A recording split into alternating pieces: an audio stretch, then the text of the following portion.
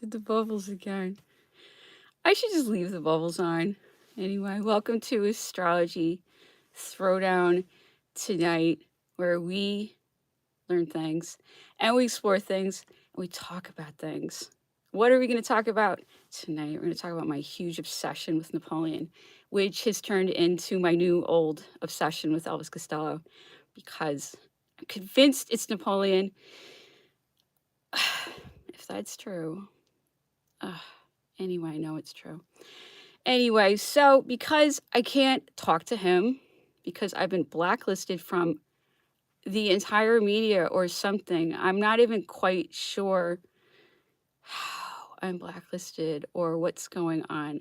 But believe me, when Victor Ostrowski Club sent their people for me, I highly suspect I have some Victor Ostrowski Club in my neighborhood, to be honest with you. So I have a group of people who are after me, who are ignoring me while they're after me, but they have to like pretend I don't exist while they're after me. So it's been really interesting to watch them pretend to ignore me while they're after me. Anyway, so if there are Victor Ostrowski Club people in my neighborhood, I hope I'm winning you over because it's very creepy to be targeted by the Victor Ostrowski Club. It's a nightmare. And he warned us, Victor Ostrowski warned us that terrible things were going to happen if we didn't deal with the group he was associated with. And this was a few short years before 9/11. And he was warning us in the United States. We did not heed his warning. And they even tried to ban his book by way of deception. And then it just made it more popular. So when Victor Ostrowski wrote his second book, warning us about his former employer, then he got ignored. I believe one person wrote about it and got fired. Okay, so Victor Ostrowski got the shutdown for the first book, and then he got the shutdown for the second book. You see, and they tried different strategies. On one, they tried to make it illegal or something. They tried to use a law system like they love to do, and then the second one, they ignored him. So just showing you that this group is very serious about deciding who gets to be famous and who doesn't get to be famous.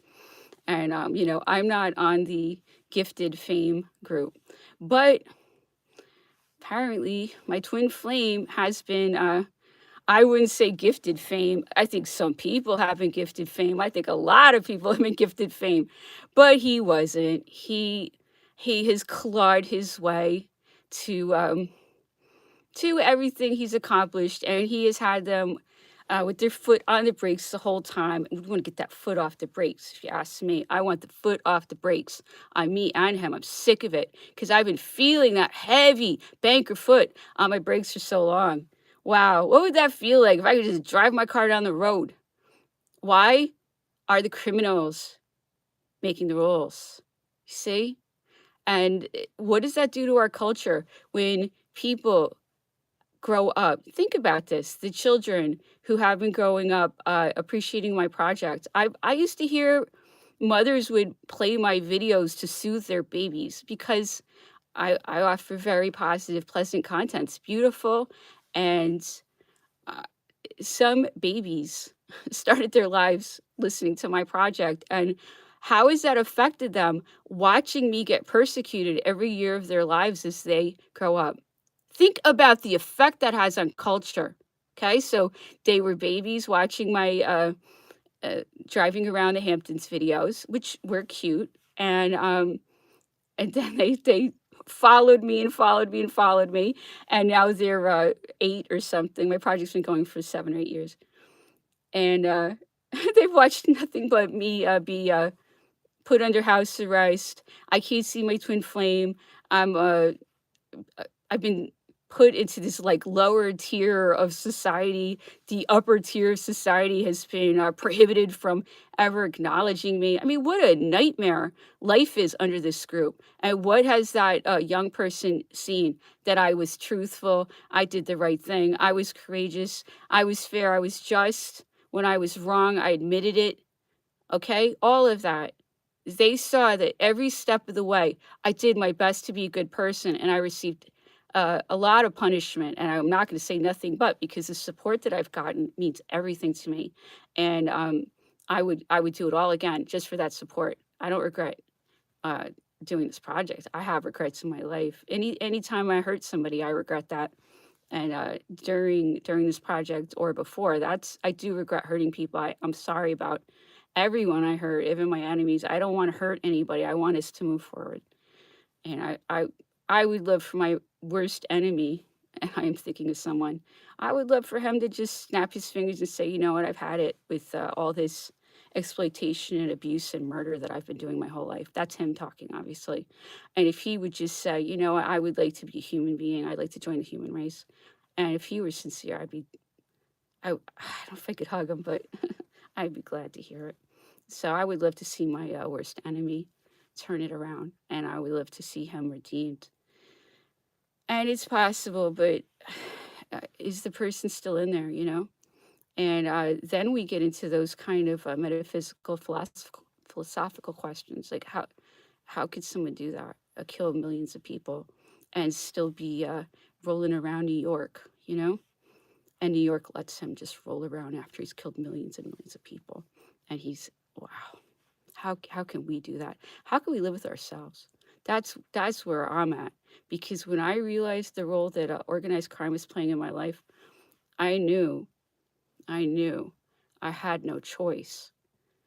I couldn't just stand by and allow it, or else I would earn damnation. I would earn separation from God.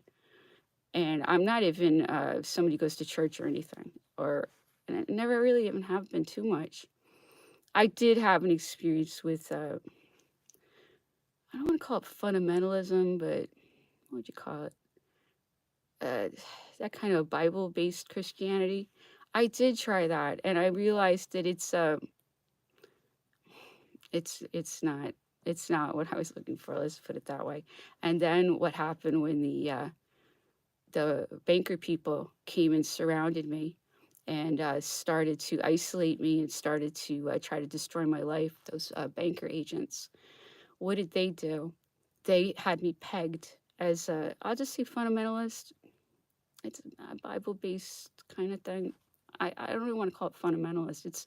It's not that. It's like you believe the Bible is true kind of religion. And I gave that a try. I found that the Bible is not congruent at all. So I can't take it seriously as a book. And oh, that's so offensive. I know it's terrible. It's brainwashing. It's complete brainwashing. They brainwash you. They brainwash you. They brainwash you. They brainwash you. It's all a trick. It really is all a trick. And it's once you know the banker's agent's tricks, and then you can go back and then remember what you experienced, you can match it up perfectly. And then they kept like pushing me in that direction, that Bible-based Christianity. I just don't want to call it fundamentalism, because I know it's like fundamentalism they're trying to push me into. But I would never have anything to do with it. That's fake anyway. They're trying to make Christians look bad, basically. And a lot of Christians are aligned with Jesus, and they are real Christians. There's a lot of real Christians out there, and real Christians listen to Jesus. That's the problem for them. You know, that's not a problem for me, please, by all means. I 100% support that. And whenever I have been able to have the pleasure of talking to someone who does talk to Jesus, I do. I like, we both know it's real, you know, and it could be just anyone, anywhere, and you'll have that connection with them, and they'll be like, oh yeah, you know, like, oh, I know, you know, like, you know what that is. So that's a real thing that people experience. That to me is real Christianity, because he will guide us, and he does love us, and he's incredible. So that's real. See, that part's real. And then they put all of this junk around it.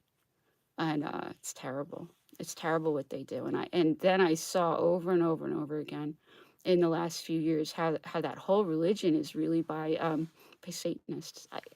I can't call them Satanists, but it's Satanists. The Satanists are running that religion.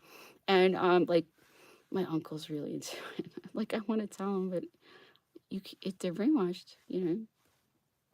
It's but the Jesus part's real. So that part, wonderful. But the other stuff, it's not a congruent book. So, but there's good things in it, obviously. I mean, of course, great things in it. There's wonderful wisdom in it and great stories. And I like the Bible. It's just not congruent. It's not congruent at all. It's not even like the character God is no, you know, it doesn't behave in a congruent fashion. You know, the funny thing is, my twin flame, Napoleon now, Elvis Costello. I mean, I can't believe this is going on. But the thing is, he's like the least congruent person imaginable in his music and when he talks. But if you look at his actions, they're actually kind of congruent. So he's like the opposite of everybody. Everybody, this is a really different person. Whoa. His actions are very congruent. And then his words, forget it. Just like pick your version. And but I like his actions. His actions are really I like what I'm seeing there. I'm somebody who I listen to actions. So I would much rather see actions than words. And whatever he's up to, it's interesting. And speaking of what he's up to, I got to talk about this. I try to stay out of the psyops.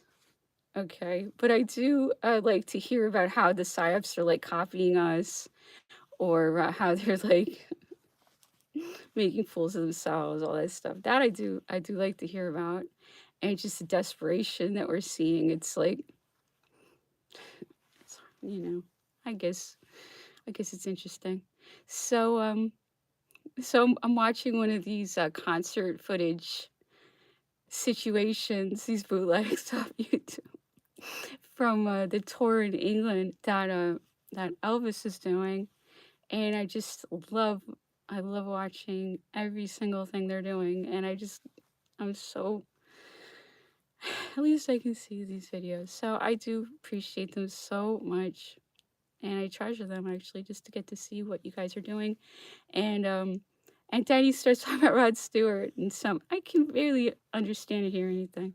I try, you know, but I can only make out a few words.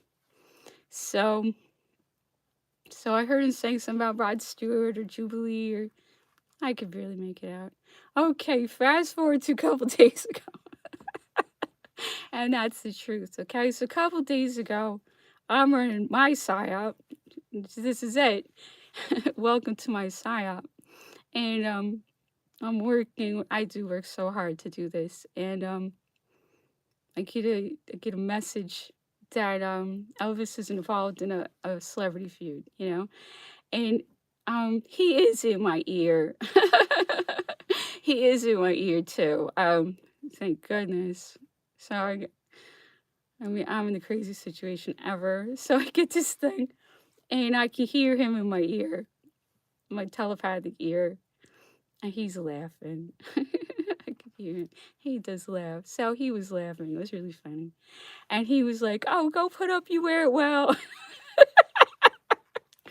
Go put up. What else did he say to put up? You wear it well.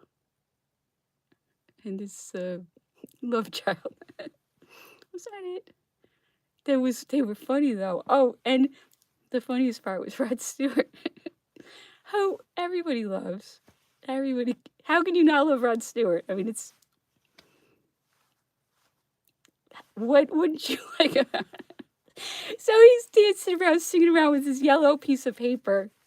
He's like reading the lyrics. So I mean, you can't get mad at that. You can just like, it's cute, you know.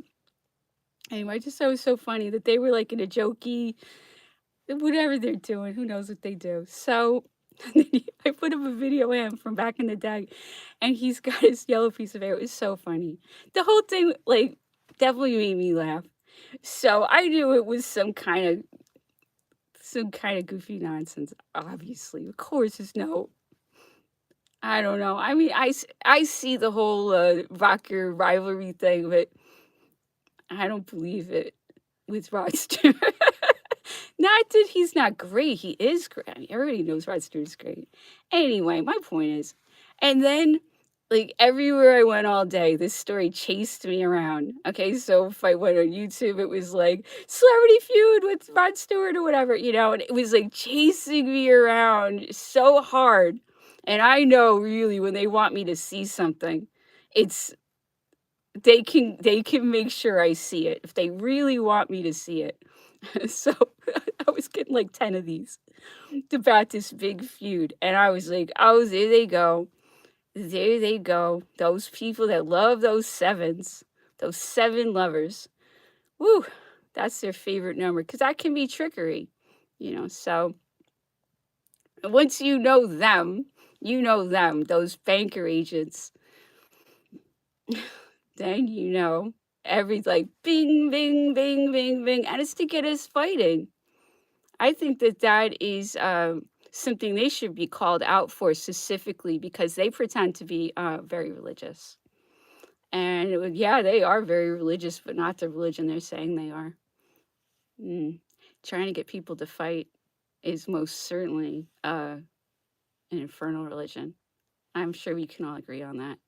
We want to get along, and that's to create fights. Okay, so whoever is doing that is trying to create fights, and they should be called out for that, particularly if they're pretending to belong to a certain religion. This is really serious stuff. And I'm telling you, what they made a mountain of, I could barely even understand what he was saying. He was saying he's just goofing around, Rod Stewart, and he said it was love. And I will say that I mean, I feel that Elvis in his songs has accused me, like maybe a little bit of having no heart, in various ways, also. But he actually had a lot of heart. Look, I'm not gonna turn this around. He was saying it with love. I have to tell you it. I don't know what his official position is on Rod Stewart, but there was love in his voice. I know that. So they were making something out of definitely nothing. That I can verify. So you're gonna find out the truth here. That I'll put it up. I'll put it up after this so you can watch it for yourself. See how nothing it was, and then look back to what they did with it. They tried to vilify him. They tried to make him the bad guy. They tried to get Rod Stewart's fans to hate him.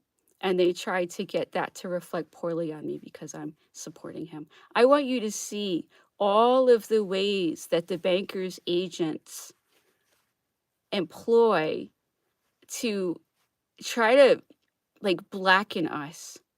Okay? They want the blackening on us and not on them. See who's doing it, okay? And see how they are deliberately trying to make Elvis look like the bad guy. And I want you to see how they do it because they've been doing this his entire career. Okay? So they have been doing this to him. So that's how much he's a stooge for them. Okay? That's how much. Okay? They're very seriously holding him back. And I don't want that anymore. And Rod Stewart, if you're watching, respect, respect, total respect. I do like Rod Stewart. I think he's incredible. And I know it's a big joke. I know for a fact it's a big joke. And it's what's been exposed is what they did with it.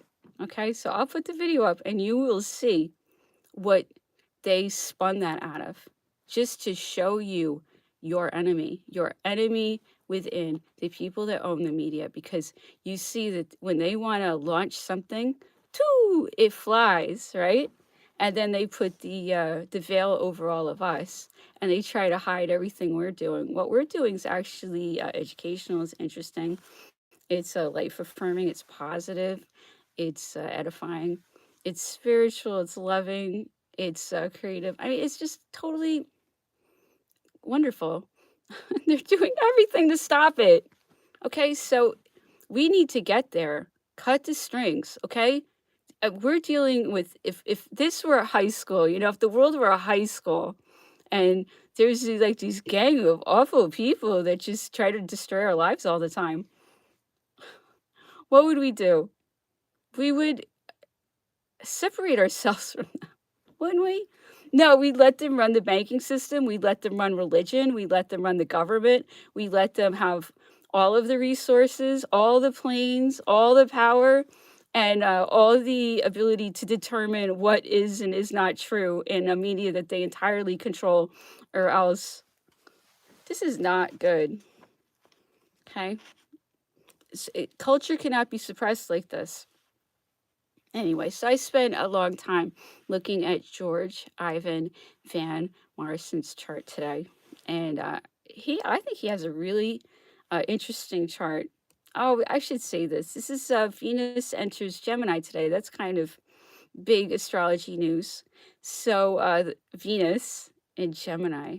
Okay, so that's value and that's communication. Okay, so let's talk about values. That could be good. Or there's a couple ways you can play this one.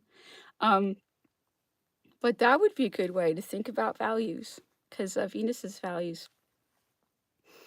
So what's going on in Van Morrison's chart that I find very unusual is his Saturn isn't really making any aspects, and I'm not advanced enough to really know what that means. Does that mean that the energy is blocked?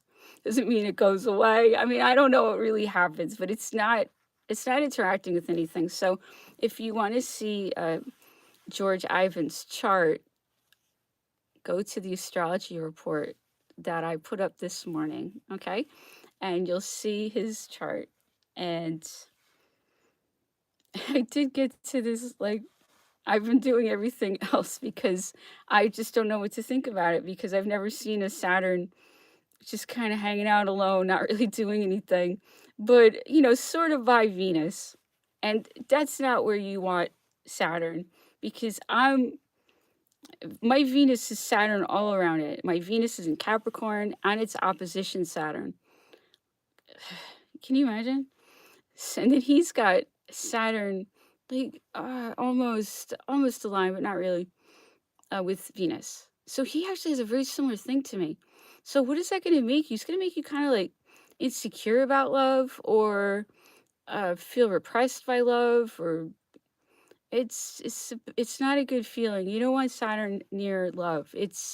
Saturn is like rules and prison, but the older that it could be the older with the younger, I guess, Saturn, because Saturn's older, and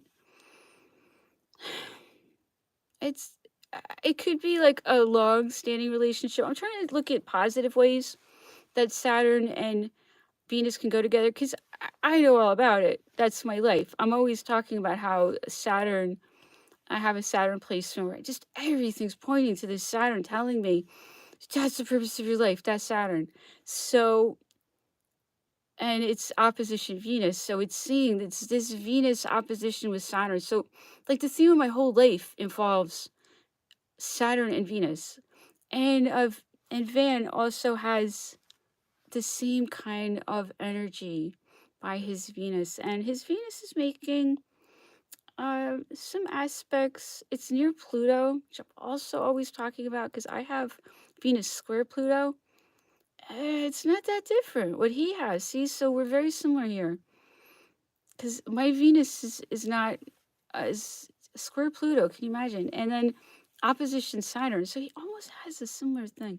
So he's got Saturn on one side, Pluto on the other. So he's very he has he's a problem, and so do I. Because it's almost a stellium, and it involves Mercury communications. I mean, I really should have looked at the whole thing as a stellium, but I kind of just have been going through it one at a time. So look at that as a stellium. It's valid. It's for Saturn, Venus, Pluto, Mercury. So you're talking about work, love, transformation, and communication in Saturn and Leo. So Leo's like fame, and Cancer's like deep feeling. So you kind of have to blend that all together and then throw in the second and third house because that's where it is. All right, well, that's money, values, Venus. And then the third house would be communications again. So see, now you're seeing Mercury twice because The 3rd house is a place of Mercury. All right. Okay, so this involves communications, involves fame, involves love. He writes love songs, and he's so transformative. And he's like a historical figure, and he's very hardworking, but he's paid a very high price for that. Saturn. It's very interesting. Anyway, so it's not really doing much. It's just there, and it's in a very feeling place. And I also have Saturn in Cancer, and I was just saying everything's pointing to this Saturn in Cancer. So it's interesting we both have Saturn in Cancer. It's kind of a lot of coincidences here. Um, but that's insecurity, and that's feeling like you're not good enough. I mean, like I said, I know. So um and it's not feeling comfortable with your past or your family or your background or something. It's just not a comfortable feeling. I know. But that uncomfortable feeling can lead you to become an overachiever, which is probably the case with him, certainly the case with me. And there you go. So we can definitely relate to each other. And his Saturn is in the 2nd house, and that is a bummer to his money situation. And he does express concerns about money, and that hurts me a lot because that bothers me because I can see he's not living some ridiculous, extravagant life. I don't see it, and for what he's done, the songs he's written, somebody's definitely ripping him off. I mean, that is no question. He should not have to worry about anything financial. In the world that I ran, he would go out and sing because he feels like it, not because he has to. That shows you how upside down this world is. That the bankers who kill people can do whatever they want, except for life, except for mega lifetimes, and then someone who's a treasure to us, treasure to humanity, credit credit to humanity. I it's I just don't like it. The injustices of everyone is being mistreated. Everyone, because I know people are very jealous of the wealthy, but they're being set up very deliberately.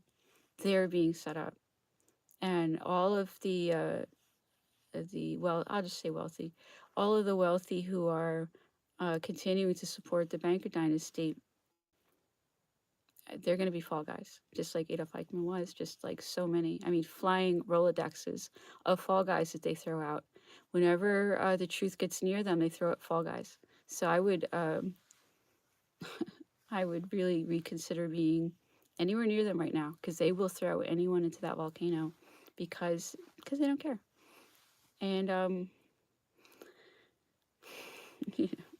I know when I'm speaking the truth. That's the truth. Okay, so I looked into the synastry between Van Morrison and myself, and it was so interesting that although his Saturn is making almost no aspects, it's near Venus. It's making tons of aspects with my chart. I was like, what does that mean? So Saturn square Eris, which is a new asteroid, I think, but seems like a female Pluto energy from what they're saying, but we have to study it and we'll see what we find. Okay? Eris. So that's not good. Saturn square Eris, I'm sure isn't good, if you can imagine. So Saturn trine Moon. Okay, that could be good. That could be like lessons and emotions and that kind of thing. That would be maybe nice, but maybe not, because Saturn is a kind of a bummer and the moon's really a softie, so that might not even work. Anyway, Saturn square Uranus, right? Okay, so Saturn wants to repress Uranus. Uranus wants to be free. Square, that sounds not good. And Saturn trine Mercury. Saturn trine Mercury. That would be tough too, because the Saturn would would want to like repress the communication and thinking. I'm not really, but it could play it that way. Anyway, I thought that was really interesting. I was like, oh my goodness. It was really funny because this is making none, and it makes all of these with my chart. I thought that was really funny. Made me laugh. So there's comedy in these charts. It's just how it works out, you know. Anyway, so I looked at the similar thing in my chart and Elvis's chart, and Saturn aspects abound. Just funny. Which also, you know, they're older, so Saturn is older. So that's kind of interesting. That's what this is about. Like, what do we observe? And then if we do it long enough, we'll, oh yeah, look, it checks out again. That's really what this is about. It's not even about uh, the stories, you know? It's like, what's Saturn opposition Mars? Oh, I know what that is. It's like, and we have to find out ourselves what that feels like. That's the whole name of the game here. And I think we could do this for a long time and get really good at astrology if we just keep like drilling ourselves. Like, what is Saturn opposition Mars? And you'll just snap your fingers and go, oh, I know what Saturn opposition Mars is. It's like when you want to start a war and you want to be unstoppable and you're not going to take no for an answer. You got to really know what the energies are and then how they combine with the different aspects. So Saturn's always going to be like that military discipline, hard ass, stern thing. And then Mars is always going to be like, let me get him. I want to be first. I want to punch him first. So like, what's the essence? You know, what do they like? So you got to put those two together, blend them. Maybe they're having a fight, but that fight's creating a lot of excitement and energy.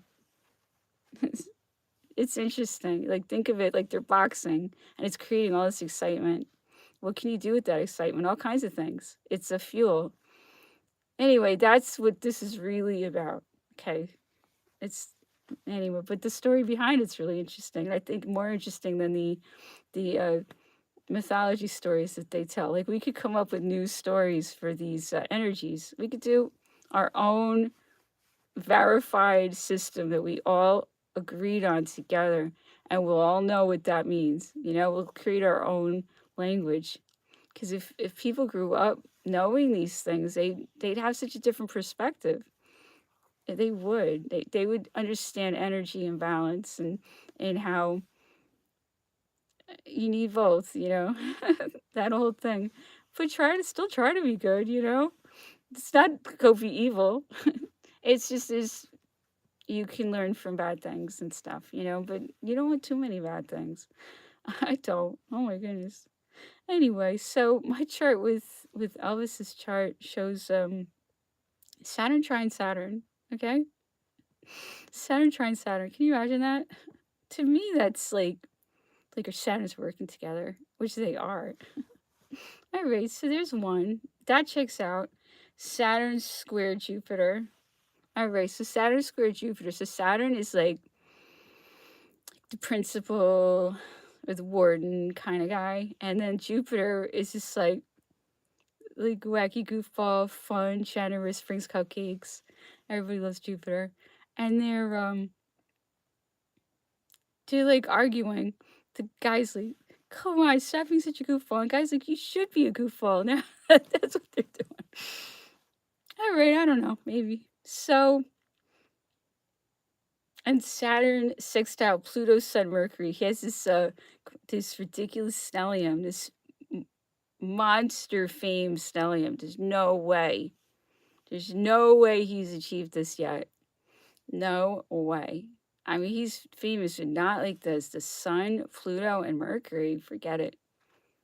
And it's making in my chart, it's trine Mars. Okay, all the power in the world. It's trine Venus. Like, I get this like super goddess stellium in Capricorn. Capricorn never quits. So it's like basically my chart is like just pouring fame on his just look at it yourself. It's Mars and Venus supercharged. Just like gonna make him so famous. It's right there. Anyway, so see, Saturn sextile his super fame stellium. my Saturn, my work, is helping him get his supercharged fame. So that's fanning out. That's cool. Some of this is already there. It's cool. Yeah, we have Saturn opposition Mars, which is what I was just talking about. So Saturn opposition Mars, that's like ready to take over, but it's creating a lot of upheaval. No kidding. Anyway, so that's panning out. Oh, and we have a Saturn Sun conjunction. That's like, okay, not only do we have the Mars and Venus conjunct, okay, we got Saturn conjunct the Sun with Black Moon Lilith, just to make it really, really intriguing. And where is this thing? I want to find it quick. I can't find it. Anyway, so this is a scary this is a scary pairing. There's a lot of just Saturn. Oh my goodness, so much Saturn. But you need Saturn if you're gonna accomplish anything. Okay? And Pluto, we have so much of that.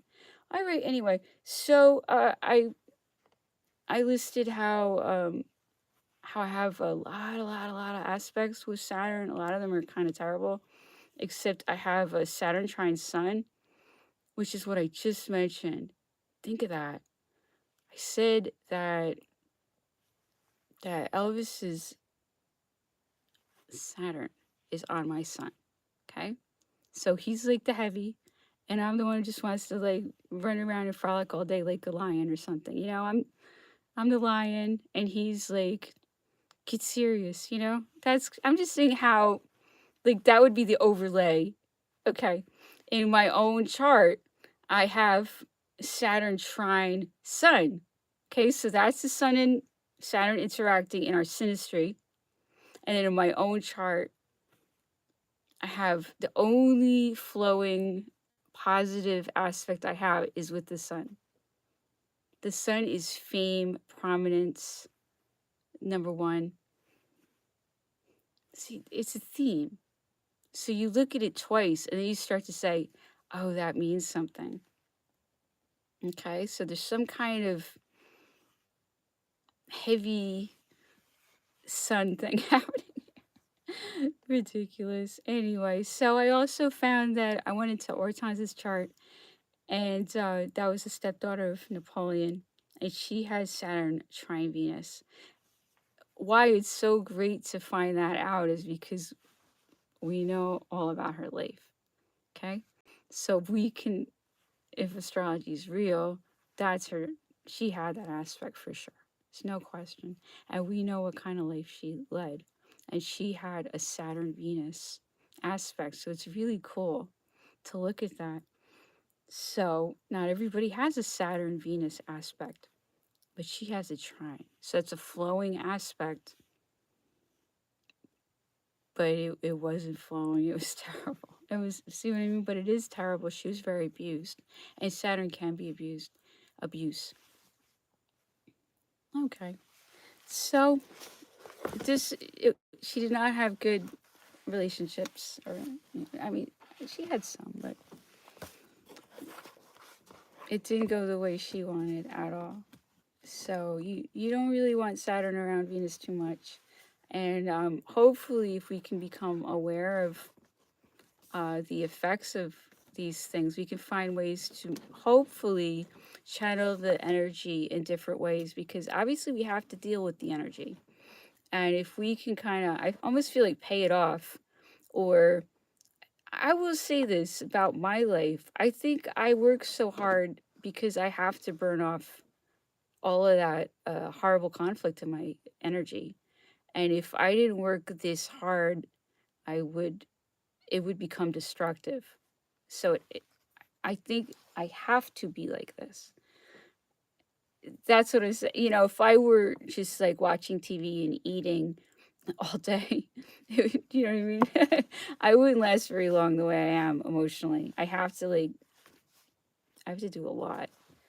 So that's my point. If you know this is where your problem is, you're gonna have to like adjust that on your own. That is what I feel is the true gift here, just to understand what's going to happen and how we can hopefully maneuver around it. But it is a little scary, like, oh no, I'm stuck with this. Oh, that part is scary.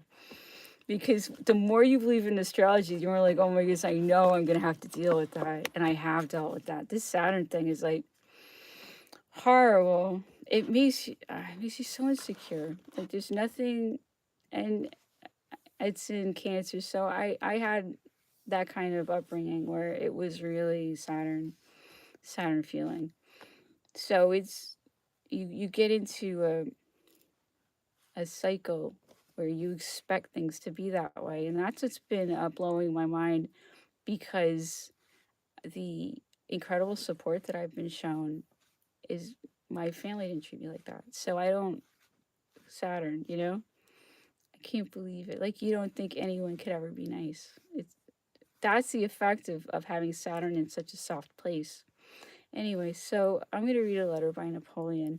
And what I have been saying is Napoleon was so frustrated romantically and it's so much pain about it that he had to put that energy somewhere else. And really, if Napoleon understood astrology and if he understood his problems, maybe he could have gone about solving them in a better way, because he was channeling his energy into the euphoria that he felt when he won. This is really sad because he was so miserable. He was so depressed. And this is all playing out in Elvis's life. He's so emotional. And they're so depressed. And you'll do anything to feel better. And, when Napoleon felt that he was aggrandizing himself or increasing his glory, or doing something no one had ever accomplished in history, he felt so proud of himself, and he chased that, and that was used against him. But that was a wonderful quality that was used against him. So then he would be surrounded by all these banker agents who would like whisper in his ear, wow, it would really feel good to have another victory, wouldn't it? That kind of you know what I mean. They just knew he had that weakness. And then in these letters, you can see like just the empty patheticness of it. And then you can mirror that to the empty patheticness of success in our time, because this is a subverted success. This isn't what he really wanted to do. What he really wanted to do was a wife and a family, and he wanted to love his wife and his children. I mean, this is very simple, but he couldn't have the most basic thing. And because he couldn't have the most basic thing that he needed to be happy, all of these terrible things happen.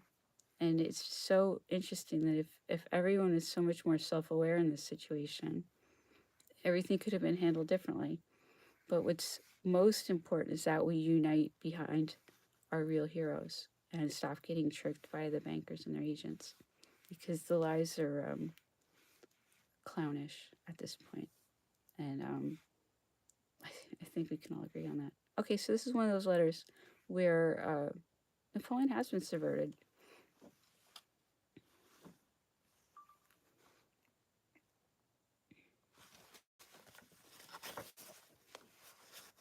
I have concluded a truce. The Russians are making off. The Battle of Austerlitz is the finest of all my feats of arms. 45 flags, more than 150 pieces of artillery, the standards of the Russian Guard, 20 generals, 30,000 prisoners, over 20,000 killed. Horrible spectacle. The Emperor Alexander is in despair and returns to Russia. I saw the Emperor of Germany yesterday at my bivouac. We talked for 2 hours. We all agreed to make peace quickly. The weather is not yet very bad. See, now, quiet at last, given to the continent.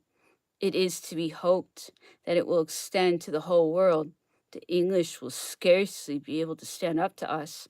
I look forward with much pleasure to the moment which shall bring me to you. An eye malady, which lasts 2 days, has been going about, but so far I have escaped. Adieu, my dear love. I am fairly well and very eager to embrace you. Bonaparte. So interesting because you can see the parallels. This is, what is this? 1982. Something, somewhere around there. We'll see. We'll see if we can pin the date yet.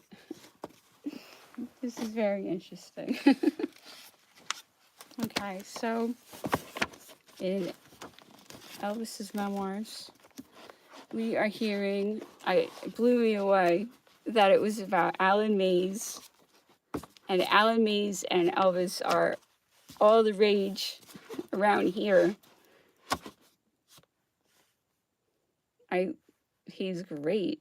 He is amazing. Alan Mays, I love his voice. I love his spirit. So wonderful. Anyway, so we were talking about Van Morrison and we were talking about Alan Mays yesterday. And I opened a new chapter just to have about Van Morrison and Alan Mays. I couldn't believe it.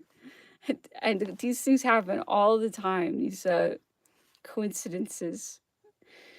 Anyway, I always want to put the songs on the blog from the book, and it's hard to do everything, but I really want to put them all on the blog. Hopefully I'll get to it. Okay, so these are his days as a teenage music rising star. The last time I was fooled was a shrug of a title that appealed to a romantic dunce like me. The same could be said for Jim Ford's I'm ahead if I can quit while I'm behind, which Nick Lowe also sang, and we would learn before the year was out. However, the song with which I probably most identified with was Neil Young's Everybody Knows This Is Nowhere. My parents are now living in different cities. When I moved to Liverpool with my mother in the middle of 1970, I had just turned 16 and knew no one other than my relations. My dad, meanwhile, moved back into our old family home in Twickenham and was toying with forming a group of his own, a poetic enterprise involving a harp and a flute that went under the name the hand-embroidered lemon peel. I was never really sure if this group really existed or if it was just an excuse for him to seduce hippie girls. Nevertheless, my father knew I didn't have his gift for making friends and thought I might want to make contact with a local group that he'd heard about. They were called Medium Theater and claimed to combine poetry, dramatic scenarios, and psychedelic songs. It was an invitation that was hard to resist. When I walked in, they were playing to a nearly deserted upstairs room at O'Connor's Tavern on Hardman Street. The joint was definitely not jumping. Their songs were pretty terrible, full of overwrought recitations with rag accompaniment. But the youngest member, a blonde lad in glasses, about my age, had a taste for less epic songs and seemed to want to play electric guitar rather than the bongos. A short while later, Alan Mays and I met up at a New Year's Eve party and tried to outdo each other with the songs we knew how to play as 1970 turned into 1971. Alan invited me to join his new group, Rusty. That was probably pretty good description of how well we played, but naturally, we thought we were going to conquer the world. We had a bass player, Alan Brown, and a feller called Dave who owned a microphone and tambourine and was nominally our lead singer, but as is often the case with late teenage combos. The conflict of ambitions soon took care of the balance of power. Within a few weeks, the singer had sold his microphone, and we were a trio.